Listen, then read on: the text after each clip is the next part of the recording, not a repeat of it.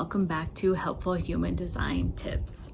This month I am talking about the law of compensation, and I think when we are referring to human design, there are a lot of places where we can kind of play around with this law in regards to our human design types. But today I want to focus on our auric fields, which in human design, we would look at our types, right? So that is your manifestor, manifesting generator, projector, and reflector. Now, if you are familiar with human design, then you know that each of these different types has a very specific, auric frequency, vibration, feeling, whatever you want to say, when you step into their type. So, as for my family, we have a generator, that's me. We have a manifesting generator in my husband, and then I have two projector kids.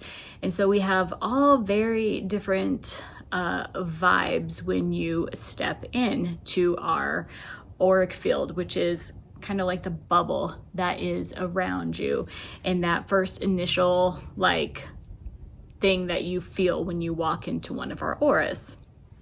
So if you are a generator like myself, or even a manifesting generator, we have energy that bubbles up from our sacral centers, right? It bubbles up inside and it pushes out this energy that is very magnetic. It's very attracting. Generators and a lot of manifesting generators, although theirs is a little different, we have this magnetic vibration around us, right? We are filled up with joy and satisfaction, and it pushes out from us, and then people can just feel it, and they are very, very attracted to it, right? So if you have ever stepped into the aura of a generator, or you are a generator yourself, then you probably notice that you are attracting a lot of things to you, whether you want them or not. You're always attracting something. That's the law of attraction, right? It's an unconscious thing.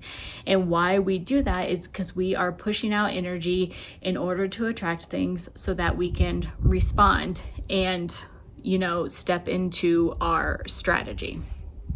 My husband, who is a manifesting generator, he has a combination of the generator type and the manifestor type. Okay, so we'll just skip over manifesting generator, and I'll just tell you what a manifesting type is, okay? So manifestors are these very interesting creatures who almost, instead of putting out this vibration, they almost have if a generator has this very floofy bubble about them that's attracting things and wanting to pull things in.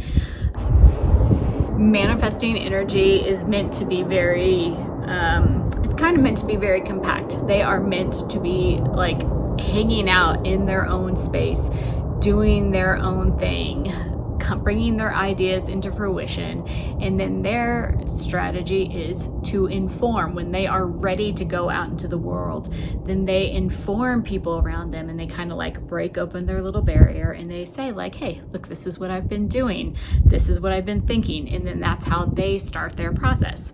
A manifesting generator is kind of a combination of two of those, depending on which channels you have defined or what you are conditioned in. But just know that a manifesting generator, sometimes they're very attractive and they're bringing a lot of stuff in, and sometimes they're going to probably be closed off in their own little world because they're trying to figure things out before they open up their auric field and inform people of what they're doing. Now, projectors have a very intense energy.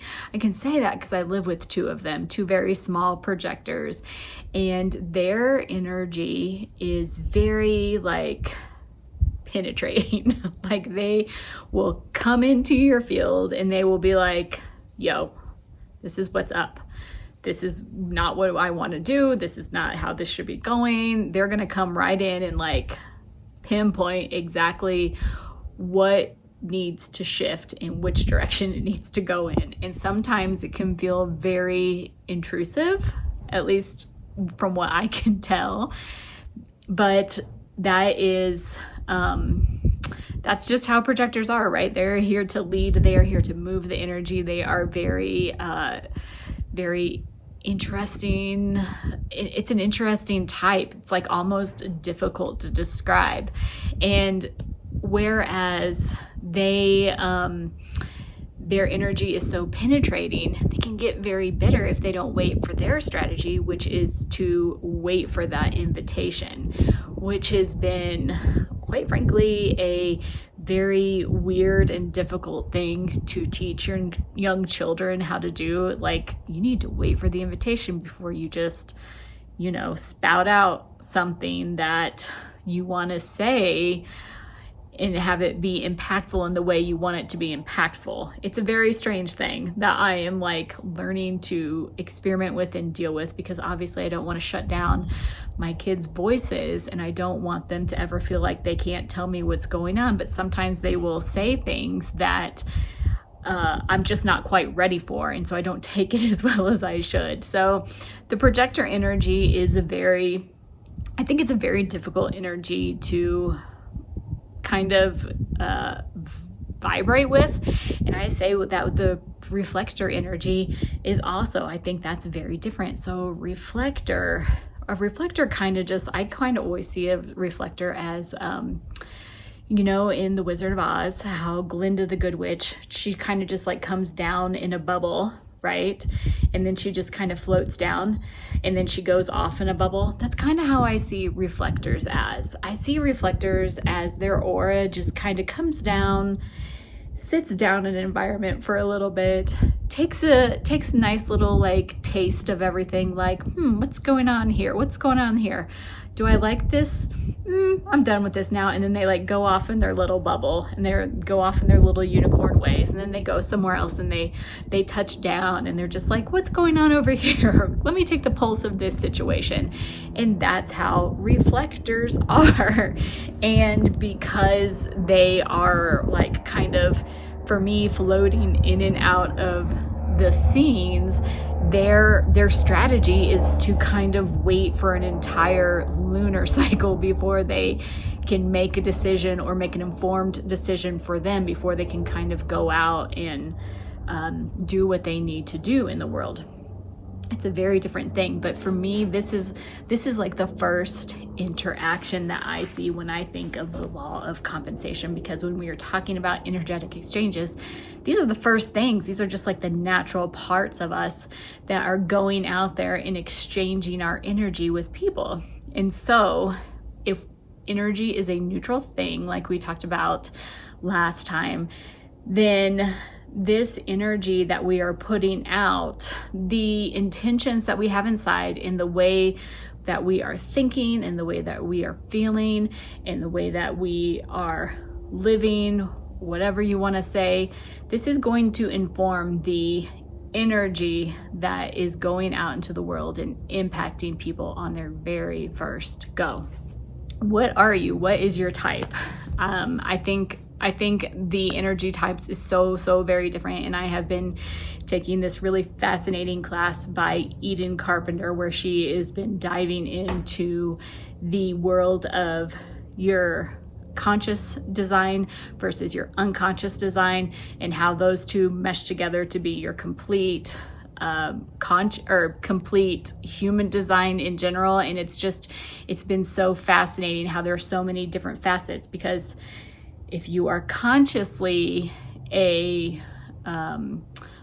consciously, I am a generator, right? In my mind, I am a generator, but unconsciously, my body is actually that of a projector. And so I do feel like sometimes, especially if I am very mentally on my game, I probably do go into situations where I'm mentally ready as this generator energy, where people are just oh, this is who she is. But a lot of times, if I'm just kind of walking about in my own little world, people might feel me as a projector energy.